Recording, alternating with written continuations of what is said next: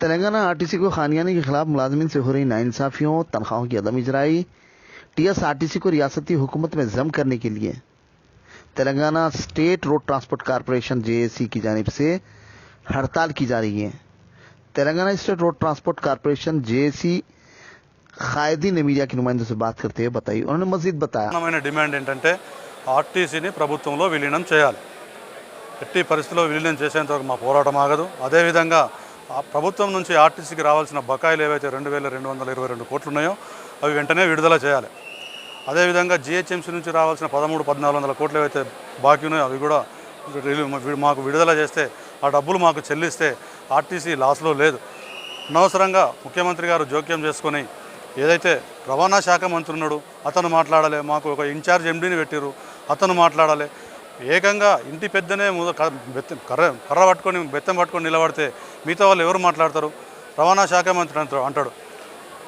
నాకేం సంబంధం లేదు, రవాణా శాఖ మంత్రి నేనైనా కూడా ఆర్టీసీని మాత్రం ముఖ్యమంత్రి చూసుకుంటారు. మరి ఈరోజు మేము రిక్రూట్మెంట్లు చేస్తూ ఉన్నాం, టిమ్మిషన్లు జారీ చేస్తూ ఉన్నాం, ఇన్ని బస్సులు తిప్పినామని చెప్పి మీడియాకు చెప్తా ఉన్నాడు. మరి ఎన్ని బస్సులు ఎక్కడ తిప్పినావు, ఇప్పటివరకు ఎంత ఎర్నింగ్స్ వచ్చినాయి?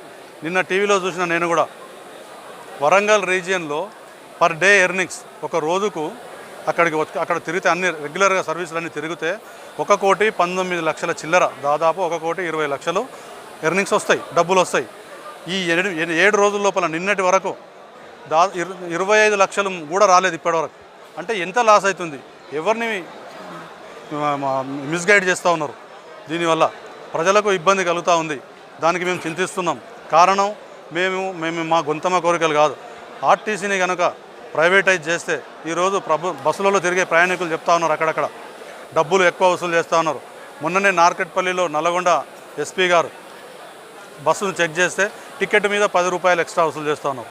వెంటనే ఆ ప్రైవేట్ కండక్టర్ డ్రైవర్లను అదుపులోకి తీసుకొని వారి మీద కేసులు కూడా రిజిస్ట్రేషన్ చేయడం జరిగింది. అదేవిధంగా యాదగిరిగుట్టలో కూడా జరిగింది. ఇలాంటివి జరగకుండా ప్రజలను కాపాడాల్సిన బాధ్యత ప్రభుత్వాన్ని. అదేవిధంగా ఆర్టీసీని కాపాడితే మేము కూడా ప్రజల లోపలనే భాగం.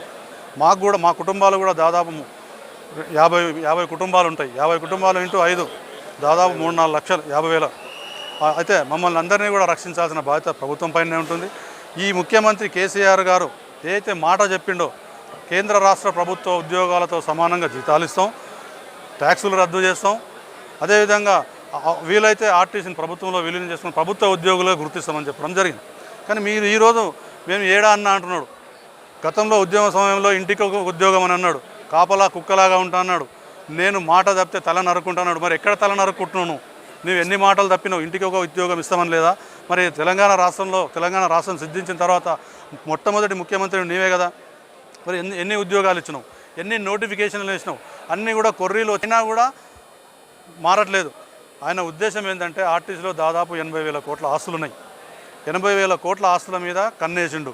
54 పెట్రోల్ పంపులు వస్తే సంతోష్ కుమార్ అనే వాళ్ళ కొడుకు వరుస అవుతాడు, ఆయనకు అప్పచెప్పిండు అప్పనంగా.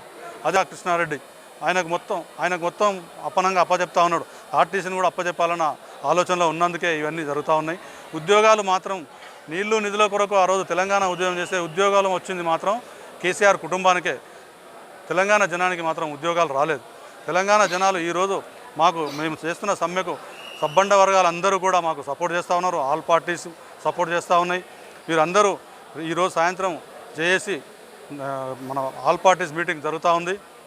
దాంట్లో ఏ నిర్ణయం తీసుకున్నా, రేపటి నుంచి ఏ ప్రోగ్రాం ఉన్నా కూడా మా జేఏసీ ఏ నిర్ణయం ఇస్తే దానికి సిద్ధంగా ఉన్నాం. అవసరమైతే ప్రాణాలకైనా తెగించి ఆర్టీసీని రక్షించుకుంటాం.